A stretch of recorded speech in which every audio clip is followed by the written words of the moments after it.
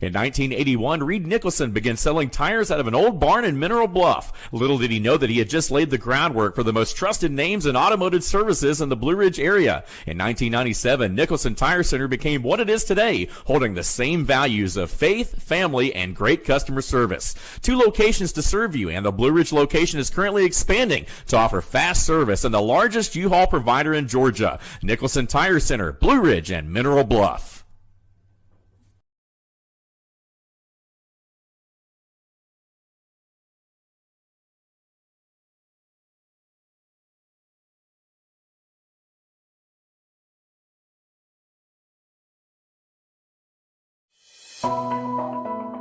Ritz Furniture specializes in quality furniture for affordable prices. Our extensive inventory highlights top brands and provides everything you could ever want. You can count on us for kitchen, dining, bedroom, and living room furniture, no matter what the style is you have in mind. Stop in with your family and look at our amazing selection to find the perfect fit for your home. Contact us today to see how we can make a difference in your home.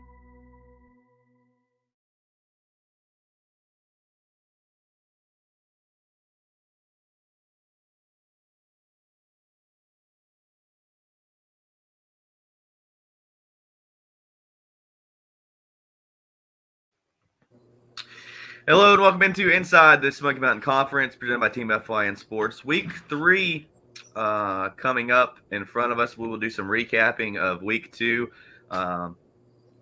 Ended up having 2 teams off last week, so a little bit shorter show. But those 2 teams that were off are going to end up playing each other this week. But before we get into talking about the games, recapping the games, let's do a little, who won the weekend, who lost the weekend. Brandon, in your opinion, who won the weekend this past weekend? Could be a coach, could be a player, could be a team, could be a fan. A couple things. So I'll break it down just a little bit and be real quick about it. But I think one, Murphy's win coming out of that Franklin loss, that was one of the it was 2 points, 29-27, but they needed the win for them. That's a good team confidence spirit builder that was needed. Although we can get into this a little bit later, it wasn't the prettiest win for them, but that was a good one. I like the improvement that made each week by some people, and usually those people like in the bushes that we don't really highlight too much. But I like the work of Jonathan Saylor out at Cherokee. Continues to do quite well. He's pretty much hitting about 66-70% of his passes. He's working up. He's a junior and beginning to get it. So the Cosby, Tennessee football game, although somebody would say that's not the strongest team that you're going to play this season. And Coach Hawkins and I talked about this a little bit, that coming out of a tough Smoky Mountain game, getting ready to go in and face some tougher opponents, some tests. But I think that somebody who you're going to probably see some really good stuff coming out of, because the team is beginning to build around him, is Jonathan Saylor from Cherokee. Those are a couple of my picks from last week, because it was a tough week for Swain. It was a tough week for Robbinsville, but just those are a couple of the shining pieces that I saw last week. I'll tell you who won the weekend, and they won the weekend simply by staying at home and watching football games. That's Hayesville. Hayesville is a legitimate Smoky Mountain Conference contender. They just watched Robbinsville and Murphy struggle 2 weeks in a row, even though Murphy came away with the win. They watched Swain struggle 2 weeks in a row.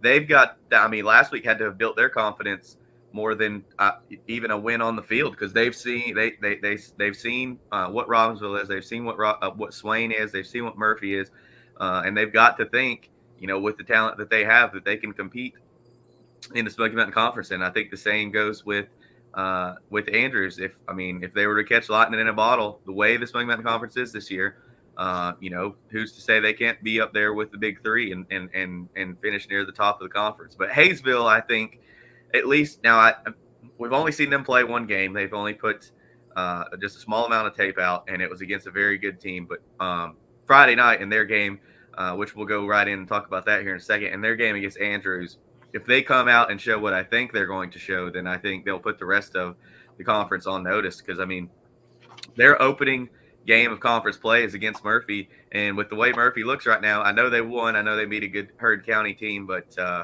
like you said, I mean that was ugly game. And piggybacking right off of that game, who lost the weekend for me, I think, is the Murphy offense. The defense, yeah, they gave up 30 points, but they forced 5 turnovers, 8-9 stops in a row, 3 hours of real time. The defense had stopped Heard County, and the Murphy offense either turned it over or was unable to do anything with it. So I think the Murphy offense has got to come together and figure something out. Yes, Clem had 4 touchdowns. Leatherwood looked good. They've got to find some semblance of a passing game. 1 for 3 is not going to get it done. You have to. You can't allow defenses to stack the box against you because they're not afraid of you throwing it deep. They've got to come out. They've got to build Grant's confidence up and find just some more explosiveness. There's no I haven't seen any big play potential from the Bulldogs offense this year, unless it's Cadence Leatherwood catching a seam up the middle from the fullback position. So what about you? Who lost the weekend? Obviously we had teams, that didn't have good performances, but I mean, real easily, I could say, Robbinsville. I mean, that was not a good game over in Franklin at the Panther Pit. I could really quickly say Swain County. You get shut out by Smoky Mountain, and you've got some devastating injuries that come along there. But those are things that happen in football games, and those are. But I looking at the fundamentals, I would tend to agree with you. I mean, in one way, it's like you're standing on the fence, and you can say, okay, Murphy was it was a good win, and they were the weekend winners because they got back on the winning side of things. But as I mentioned in my comments leading into that, it wasn't the most graceful and best wins because in the beginning, Murphy has not led in a football game to be the first one to strike first blood and to maintain a lead, and kept shooting themselves in the foot. Whether it's offense, you have holding penalty after holding penalty after holding penalty. And the way that this team has been building, that shouldn't be. And then you get on defense and encroachment and several things that move the ball for Heard County and give them yards. That was not a good thing. And you should be a more disciplined team. And even talking with the players, they're looking at it saying we need to get on the same page. There needs to be some.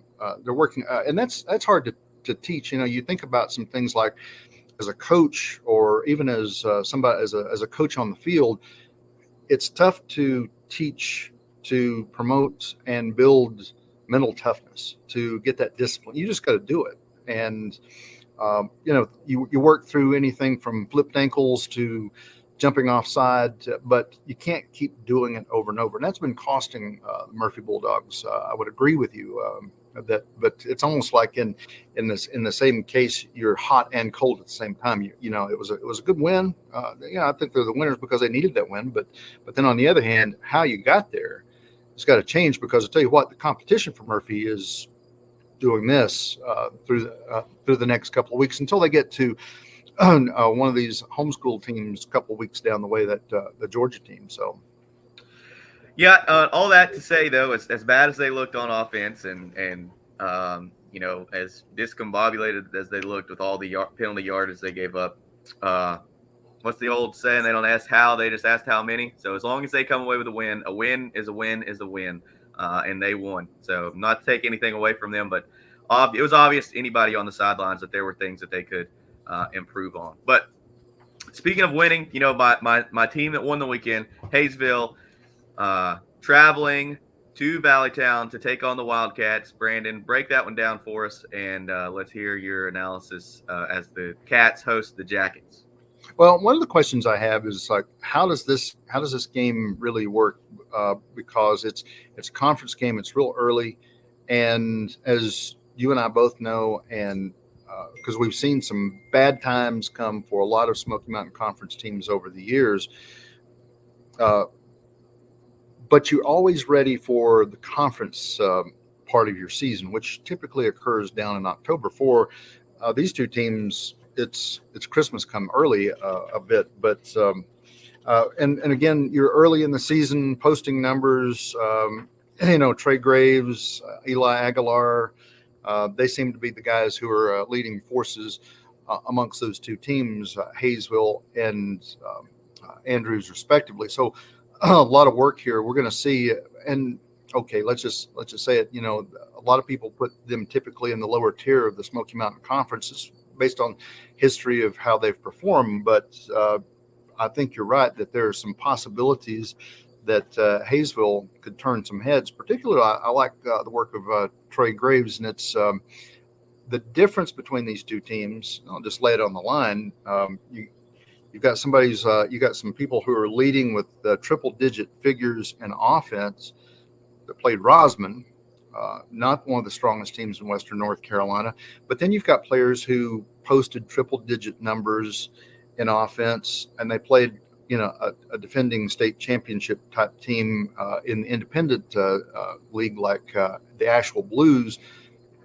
So what are you more impressed with? I think that coming through this one, I think that Hayesville probably has an upper hand in this one. I mean, they're really for who they are and what they're doing.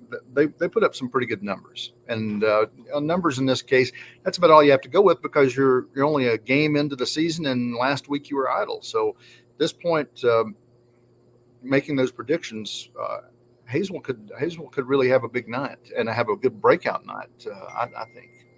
Yeah, obviously it was hard for both of these teams to find anyone, to fill their schedule, because they had a week 1 game, and then they had a bye, and here they are playing each other in week 3. While these are two conference teams playing each other, it won't count against their conference record. It'll just go on their regular season schedule. So no matter what happens, they'll both be 0-0 in conference exiting this game, and they will play each other later in the season. I think once again back in Andrews. So I'm sure the schedules didn't stack out the way Coach McClure and Coach Phillips had hoped, but nonetheless, you play who's in front of you, and right now who's in front of you is a conference opponent. And I think, just the way this has built up, Hayesville just looks to me to be the better team. Andrews, I think, is actually a better team than they were last year. I don't think, like I said in the preseason preview, I don't think they're going to get laughed off the field by anybody in the conference. I think that Andrews is in the spot kind of where Hayesville was last year, where Hayesville hung around in every conference game, but they were unable to, knock off the Swain, the Robbinsville, the Murphy. And I think Andrews is kind of in that position where, their depth is going to hurt them. And they're just not going to be able to play 4 complete quarters. But if you're Hayesville, everybody's expecting you to win this ball game. I think you've got to come out and win it in style. And maybe this is your chance to instill some fear into the top half of the Smoky Mountain Conference, and say what's Coach Prime say? We coming? I think that this Hayesville's chance this week to say Murphy, Swain, Robbinsville, we're coming. We're tired of hearing everybody talk about how you guys are going to win the conference once again. So I mean, it all lines up to a Hayesville football game on Friday night. Well, the way things are looking, and if you how right now as we talk about those top 3 teams that we talk about, and I hate talking like that, because I hate stacking up teams like, say, well, number 1 Swain, number 2 Robbinsville, number 3, however that stacks up, and then you've got the Cherokees, the Hayesvilles, and the Andrews, because I'm telling you, I think that there is a day where Hayesville has always been a scary team to me, because you look through and it's and they're typically losses but it's not big. They're never out, and it's never by a big margin in the past couple of years, but they're building. And I think that with some of the expectations, some of the things that you put into, okay, well, they're not as good. I think, Hayesville is one that could come through and scare a few teams and do some pretty good things this season. Still a little bit of work, and I think the cream from Hayesville and Clay County will rise to the top. You got to be careful. Yeah. You know, while I think Hayesville is going to win this football game Friday night, and while I think they're going to win it by 2 or 3 scores, Andrews has the opportunity to turn the conference completely on top of its head if they come away with a victory here. Because, I mean, if Andrews beats Hayesville Friday night, then we just clearly have no idea who is good and who is, who's at the top, who's at the bottom, who's going to be able to compete and win this thing. Andrews could really throw a wrench in everybody's plans because coming in, we said, Robbinsville, Swain, Murphy, Hayesville would be up there in some order. We knew Robbinsville would struggle out of the gate with some injuries. Thought Swain would come out with their offensive line and be 2-0 at this point. Here they are 0-2, and then Murphy's at 1-1.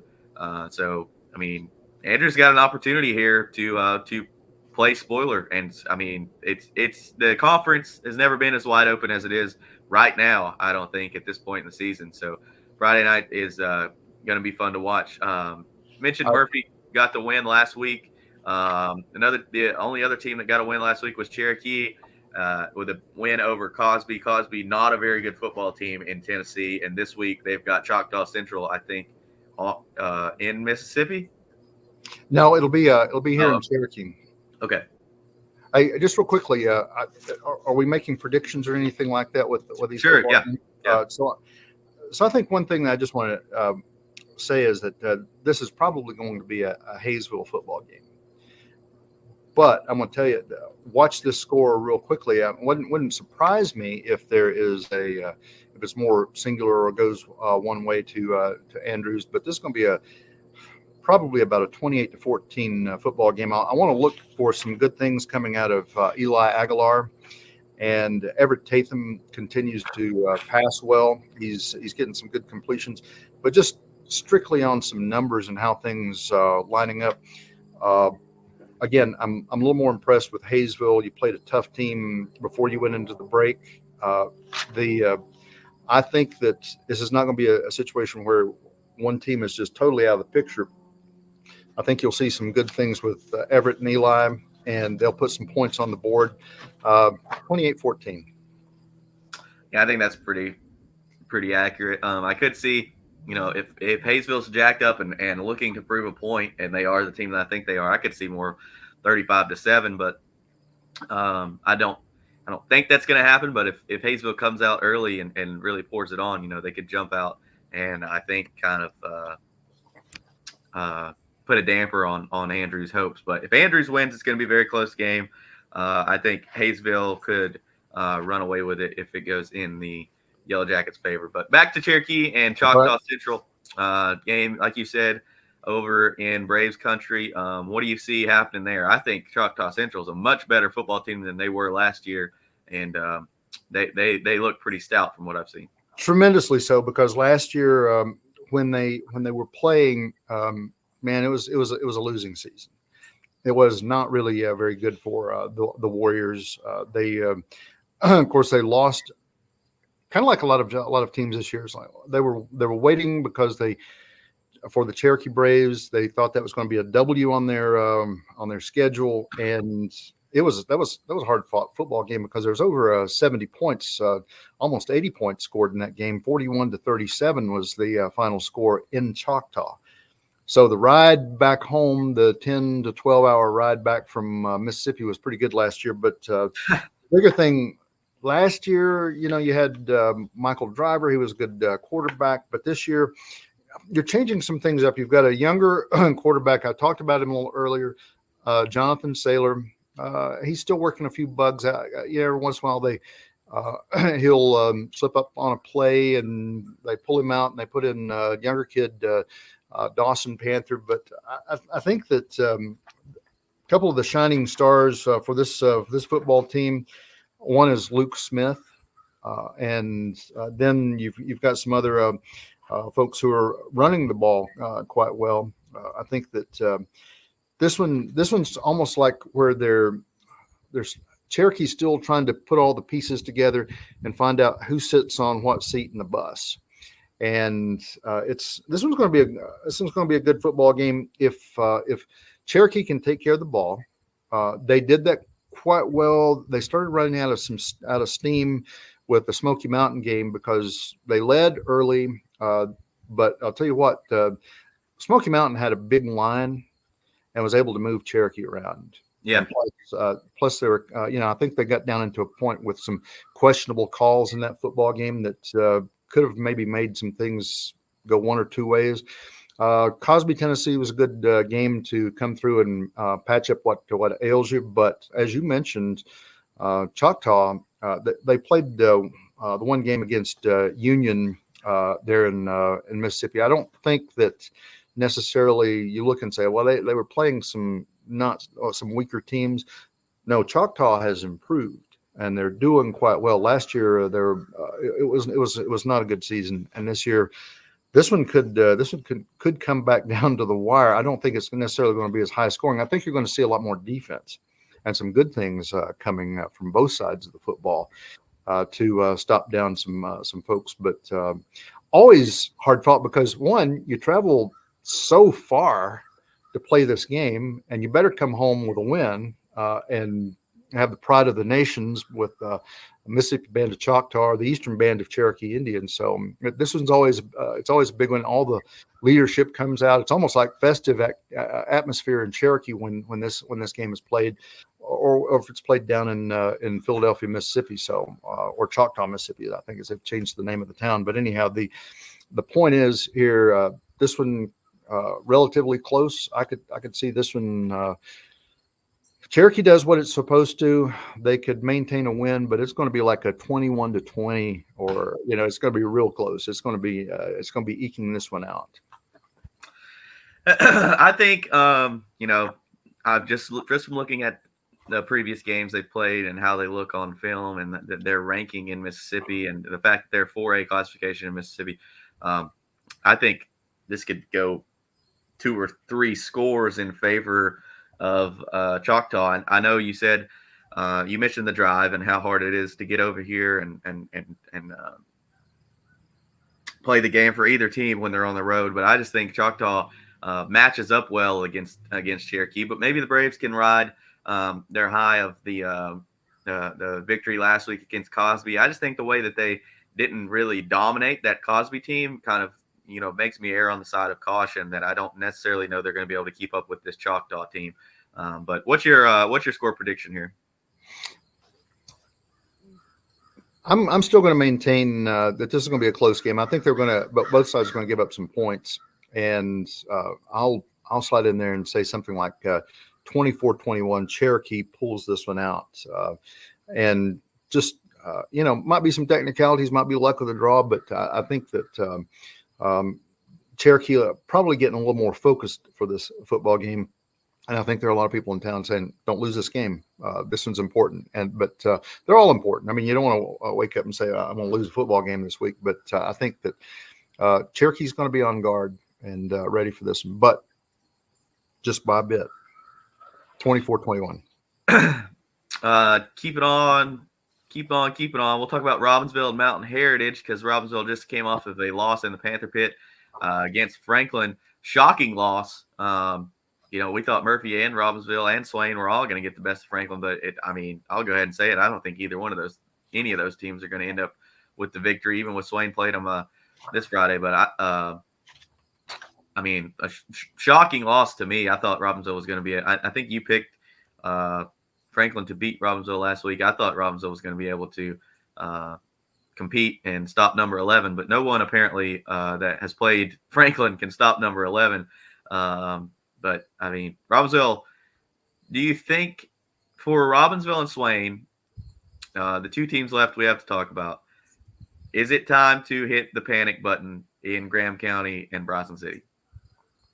No, I think when you talk with most coaches, like I was saying earlier, this is sometimes you hit rough times, sometimes you hit hard times, and just things don't go your way. The plays, injuries, whatever you have. I'm still in my heart of hearts, kind of still feel like most teams, regardless of whether you're Andrews, Hayesville, Cherokee, Murphy, Robbinsville, Swain County, whoever you are, you're ready for the conference whereas they say that the games really matter, and this is where we're going for the conference championship, and you're going to be ready for those. And I think in most fashions, that's where you really see the mental toughness, and you see the tenacity, and you see the good strength of these conference teams. No, I think that it's not time to hit the panic button. Do you worry? Do you get a little afraid? Yeah, sure. But look at sometimes the level of competition. Playing a Franklin, playing a Smoky Mountain, playing Mountain Heritage. These are traditionally tough teams. So no, I think if it were some weaker teams, and you're not doing that well, then yeah, be afraid, be very afraid. But no, you're playing some good teams, and you can't turn your head away and say, well, Franklin's rebuilding, or they're not really they're just on a streak or something like that. No, these are good teams. So no, it's not. But does it give coaches the moment to say, we need to regroup, or we need to turn up the heat a bit on the teams to get them into playing mode? Yeah, I think that's the button you hit, but not necessarily panic and start getting ready for basketball and wrestling or anything like that. I wouldn't hit the panic button, but if the panic button is sitting over here, I'd bring it a little bit closer. You got your finger on it. Yeah, I'd bring it a little bit closer, because if you do not show that you have a pulse against Mountain Heritage or Franklin, if against Mountain Heritage, if you're Robbinsville, or against Franklin if you're Swain, then it's time to, maybe platoon change, a lot of personnel changes, because you're 3 games into the season, and you've got to show some improvement. I mean, got to find a spark somewhere. So what do you think? Robbinsville's playing Mountain Heritage, #1 team ranked in Western North Carolina, according to Asheville Citizen Times. Mountain Heritage, which way is this going to go? Robbinsville going to bounce back under the Big Oaks, or Mountain Heritage prove that they're not the #1 team, and Robbinsville goes to a 3-game skid? All right, so let's take a look and what's the skill and what's the power behind the Mountain Heritage Cougars. One, it's going to be their passing game, I think, is your defensive secondary. Is your team ready to jump in there and knock down a few passes? There have been no interceptions thrown so far this season. Some pretty good yards and pretty good numbers put up by Quinn, who's the senior quarterback, and he's had some good work in the past. I see that he's also one that's calling his own number quite a bit, as opposed to some of the other running backs that he has lined up beside him. So maybe he's one of the keys. But we kind of knew that rolling in, because he's helping direct some of the good work. But there's not one superstar amongst this team, except for Quinn at quarterback. So shut him down and you have a chance. So there's a possibility here. But otherwise, if you can't speed up and get into the backfield, rush him, hurry him, it may be a lot more tougher. Yeah, I think honestly, this quarterback reminds me of the quarterback from Heard County that Murphy played last week, able to hurt you with his legs or hurt you with his arm. And it's hard for a team like Robbinsville to, with all their guys playing both ways. You've got your quarterback playing middle linebacker and everything like that. So he's never missing a play. It's hard to contain a quarterback like that can hurt you with his legs and with his arm. But I just think right now the confidence has got to be low in Robbinsville, and obviously high in Mountain Heritage with the 2 wins that they've gotten. I think Mountain Heritage wins this 35-14 at the Big Oaks, unless a completely different Robbinsville football team shows up. But one thing that we haven't talked about too much was what are some things that if you're Robbinsville, how do you turn the tables? And yeah, there was 30 points that was given up in that football game, and you had some blown opportunities, but there was like almost 140, somewhere between 120 and 140 yards in penalties, and some of those are things that you just got to correct. So I think if you can take care of the ball, eliminate the penalties, just all the things that again, these are not really big scientific innovations that we bring in, but they're real simple. And these are things that are just not happening with Robbinsville. They have some good players and they have a good team, but just get settled and take care of the ball and correct some things that you've got. And I think that plows the way a bit because you're going to have to. This quarterback is going from Mountain Heritage is it's going to do some damage if you don't. Yeah, I like what you said about the I'll say it like this: does Robbinsville have the athletes to win this game? Do they have the talent to win this game? For sure. But I don't know if they have the team right now to win this football game. But go ahead. So with that, yeah, I'm kind of in the same score. I was thinking this one. If you're not careful, this can easily get into a 40-point football game. If you're really do a little bit better, take care of some things. 35-21. I think Robbinsville can make some charge, but I think this might be a Mountain Heritage football game. Yeah, I'm right there with you. I think Mountain Heritage, the Cougars come away with a win here under the Big Oaks. We mentioned Swain struggling again. It doesn't get any easier for them. They go to the Panther Pit on Friday for the last time. What do you see happening there? Swain, I think, they had some injuries, knocked out their quarterback. They're going to have some new personnel out there. And Swain, after week one, we said Swain, Robbinsville, Murphy had to show, tons of improvement, and none of those three teams really did in week two. I know Murphy got the win, but still everyone is yearning for something more from those three football teams. So what does Swain have to do to compete in the Panther Pit Friday night? Well, one, and this is going to be kind of smart aleck, but it's like, all right, you got to stop Braden Harvey. And how do you do that? Speed kills. He's a fast guy. He was running over Robbinsville. He was running over Murphy. But a couple of the things here, it's like a broken record. You got to watch him. He's the key, and that's where Franklin keeps going back and back and back. And it's like on some of our streaming broadcast. What's my favorite phrase? Feed the pig. Let this guy go, and he's going to follow Adix Sutton. And as long as that work is happening, as long as it's taking you past Murphy, taking you past Robbinsville, some perennial powers in the Smoky Mountain Conference, and now you're meeting up with Swain. Swain hobbled though a bit. Those big guys, the Grady's, the Insays, some of these guys on the line are really just going to have to do some work, and they're going to have to speed up and get into the backfield and hurry quarterback. Terrell is just keep him off kilter, but you know where it's going. So you got to stop Braden Harvey. They're probably not going to. I don't know. They maybe could pass a little bit more in this football game. So I don't think they'll rely on that, but because when you have the winning combination of just Braden Harvey taking places, that's got to be the key. On the other hand, for Swain, there's that good but shaky but confident, but we want to get through and season a new quarterback, and that one's going to be a sophomore. We're going to see Owen Medlin come in and pick up the ball. He's taken a few snaps, and I think actually they dropped him in last year when Reese Winchester went down, only for a few snaps here and there, or he had to come out and adjust some equipment. But he's had some playing presence, but not the real playing presence that probably a coaching staff wants to see.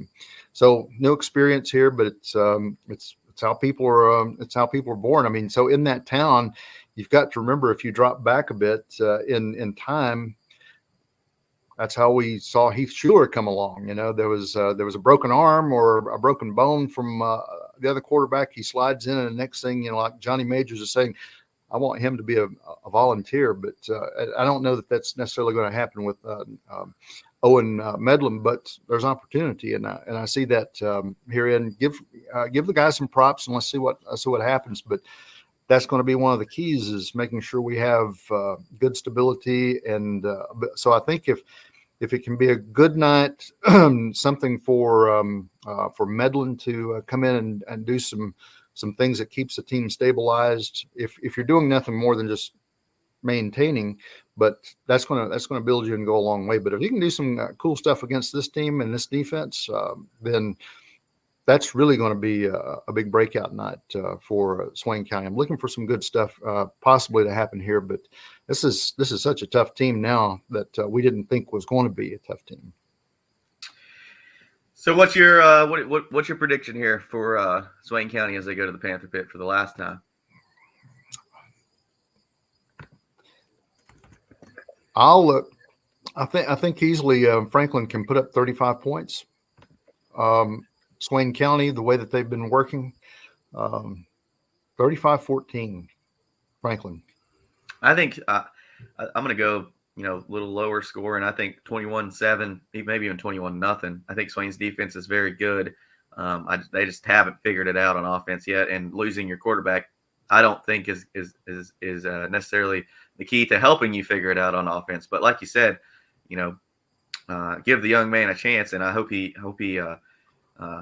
proves me wrong on Friday night. I hope he comes out and slings the ball all over the field. But I think more so Franklin 21, Swain 7, coming away with a victory here the last time the Maroon Devils go to Franklin. Let me just say one or two things, and I think that this really just reaches into Swain County. If you can get your spirit, enthusiasm back up, it wasn't there when they were playing Smoky Mountain. It was. And I hope that Coach Holtz and Rocky Dietz and Coach Watson, Michael Watson, and some of these other guys that are out there, just push these guys and get them fired up, because that was a big piece to their game last week with Smoky Mountain, is just walking up to the ball, making. I mean, it was you wanted them to get football players back into football bodies last week, and part of that was just. Having the spirit to play, and they better have that this week, because it don't get any easier after you come from Smoky Mountain and cross Cowie Mountain and go to Franklin. So Murphy traveling to West Henderson, coming off a Heard County victory where the offense struggled. The defense looked strong, but they could show improvement too. West Henderson team that only lost one football game last year. Obviously, they lost a lot of players from that team, but still a very good Falcons football team that Murphy's going to be facing on Friday night. How do you think this one's going to go? If you play as Murphy did on Friday night, still making the same penalties, we saw a few miscues, some not necessarily busted plays, but things that were not going as scripted or well in the backfield, or watching a few things run by. Now, the defense from Murphy was from time to time, it came up and had its big sparkling moments. We saw a nice fumble recovery from Charlie Graves. We saw an interception. Aiden Williams and Janthony Gooden coming out and having some breakout moments, that sort of thing. But that's got to be consistent. I think the big thing here is that, number one, this is the first time in 22 years that Murphy has played West Henderson. This is not a team that you face. The last time they played was in 2002, and it was a 17-14 loss. A few weirdo calls may have changed that game, according to some of the people who were either in that game or had watched it or were on the coaching on the sidelines of it. But now West Henderson's not a familiar customer to the Murphy Bulldogs, but you better get familiar with them, because a couple of bigger players that they have. There's their running back is posting some pretty big numbers these days. But I almost don't watch him too much because the tight end is a lot bigger and has potential to move, but he's a little awkward. He's 6'5", 240 pounds. It's almost like if you drop back and remember Jake McTaggart a bit. This is kind of the bigger size tight end that they have. Quarterback's pretty good, but in the overall, they have the power to turn the lights out on you, and they can. Max Preps ranks them amongst all the teams in North Carolina 37th. But similar, I'm looking at some of the teams that they played: Newton Conover, Hendersonville, not some of the strongest teams that you'll run into. Now, Newton Conover, they have been, a power. It was almost said like if you're in 1A, 2A, if you're going to go to the state championship, this is one of the schools that you go through, but not so much anymore in the past. Hendersonville usually has had some really good talent. Not so much. So I'm not quite as impressed. And, looking at them on film, there were a lot of plays that West Henderson that have players standing on the side talking to each other and not really focused in on the game. And somehow they got the plays moving off. So I don't know what to make sometimes of West Henderson. Yeah, they have the power and the ability to really do a number on you. And Murphy's defense is going to have to really be on key. And this is kind of a bigger front line. You're going to have to move some folks around. So the Landon Lapes, the Brody Ortons, the Cadence Leatherwoods, several of the others, they're really the guys in the box are going to have to watch because. And I'm forgetting, you might remember his last name. Zane McCraw is the fellow's name from West Henderson. He's the good running back. So I think that defense is going to be the biggest key here. Yeah, I mean, but your defense can get, stop after stop after stop after stop. Eventually, they're going to run out of gas. Your offense has got to find a way to, because West Henderson is going to score. I think your offense has got to find a way to score with this team because you can only ask so much out of your defense. You've put them in bad situations in back-to-back games. You've got to get creative. Number one thing that stuck out to me last week from Murphy, I'll talk about this before I give my prediction for the game. Number one thing that stuck out to me last week for Murphy is you've got – who was the I'll ask you this. Who was the leading all-purpose yards getter in week 1 for Murphy? Oh, Will Shore, I believe. Is that right? It was Ryan Payne. He had, I Ryan think, Payne? Okay. 8 catches for 170 yards or something like that. And you know how many times he touched the ball on Friday night against Heard County? Once. That's because he jumped over the line and blocked a PAT attempt from Heard County. You've got to get your athletes the football and find them ways to get get them the football in creative ways. Number 3 has got to touch the ball more. If you're Murphy, he is maybe the best athlete in the Smoky Mountain Conference, and he can hurt you in a multitude of ways. So I think my goal on Friday night, if I was Murphy. Okay, maybe you're not going to win this ball game, and no one thinks that. I don't think if anybody was betting money, they would bet that you are going to win this football game. But you can show improvement in the areas which you were lacking, which is discipline and penalties and offensive production. You've got to find some.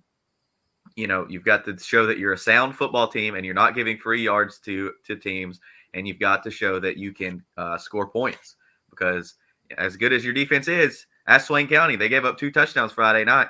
As good as that defense was, they did not win the football game. So you've got to find a way to move the ball and put points on the board. So I think offensive, showing some progress on offense, building some confidence back in your quarterback, and getting your athletes and your playmakers the ball. Like I said, Murphy hasn't really shown big play potential, and I think that's because number 3 hasn't had the football in his hands. Well, a couple things I want to add into that, and I think you're entirely right. Number one, you've got to play a balanced football game. You've got to have. So last week we had one half was totally offense, one half was totally defense. You got to have a complete 4-quarter offense defense type football game where you're producing and you're making stops and doing some pretty good things. I want to see offense. Yeah, we always want to see the big sexy plays where some quarterback drops into the pocket and all of a sudden rips out a 80-yard pass play and touchdown scored, or somebody goes on, gets on their horse and runs 90 yards on the kickoff return. Those things need to happen. But in this situation, I think that a little more production out of certain players. I think Cadence Leatherwood, Will Shore, getting the ball to a certain point, getting the handoff to Cameron Clem. You mentioned he scored 4 touchdowns in this football game. Talking to Cameron yesterday in practice and saying, hey, what's happening these days? And he even says, hey, I've got to put out a little bit more. There are a few others. We've all got to step up. And there, I want to see some more production now. Because he's in good places. Kenyon Nichols. There are all kinds of different places that you can point, but I think that coaching is really wanting offense to make that move, make that innovative step to get to another point, because you've got a lot of people putting up some pedestrian numbers at this point, but and it squeaked out a win. But if you're going to win against the big boys like West Henderson, and eventually the following week against Smoky Mountain, you're going to have to do some work, because once they get into Sylvan, we can talk about this next week, they're going to hit a bigger line, and it's I think the competition in Sylva is going to be upward. So you better do some work this week and get some things moving. That's just my 10 cents. Agreed. I think West Henderson comes away with a victory here. I want to say, 28-14. I hope that Murphy's able to compete and keep it within 2 scores. But, it seems like they might run into the same, what was his name, McCraw, the same running back situation where they couldn't stop what's his name for Franklin. So what makes you think they're going to stop McCraw from West Henderson? But I would like to, like I said, like to see some improvement from the offense and a little more discipline from the athletes out there. But final say for me, 28-14 West Henderson. I can go that route. I mean, as a matter of fact, I was like, you're reading my mind a little bit. I think this could be, put it this way. If West Henderson cleans up its act, gets, hurries back up to the line, quits horsing around on the fields as much, they can be, and they can post good numbers as what they're ranked. Murphy better get to the ball game and have a good focused mind and make some things happen. Otherwise, I think it could be actually worse than that. But I'll go along with your score prediction at this point. And this could be a good wake up call to get you into next week. I think that's we've talked about it all. Anything left unsaid for you, Brandon, before we ride into week 3? No, I think waiting to always excited and ready to go for another week of football. And this one. Hey, by the way, I want to say just a couple things just off the total subject. You and I got to go and watch some good football in Raleigh last week. So on the sideline, NC State. We saw Yusuf Mugerbill didn't get into the game. I think maybe Tyler West from Andrews might have been injured. Micah Nelson on the sideline with Western Carolina University, and also Josh Collins. Congratulations, Josh. It's coming into college football a little early. Not always do you make the travel team, but all 4 of those guys make you proud to be from Western North Carolina and know the potential of what comes out of the Smoky Mountain Conference. And you and I'll try to find some others looking for some moments to go see other folks and share their story. But that was good. And Western Carolina played really well. So props to them, and props to folks who make it into college from Western North Carolina. Keep doing it and do us proud. Definitely. That was fun and a great experience for all those kids. Right. But we head into week 3: Robbinsville, Mountain Heritage, Swain, Franklin, Murphy, West Henderson, Cherokee, Choctaw Central, Hayesville, Andrews. I will probably be at Robbinsville versus Mount Heritage for the first half, and then on my way back through to my house in Murphy, I will stop by Andrews and watch the second half of Andrews and Hayesville. So some good games all around. Brandon, thanks once again. This has been week 3 of Inside Smoky Mountain Conference presented by Team FYN Sports.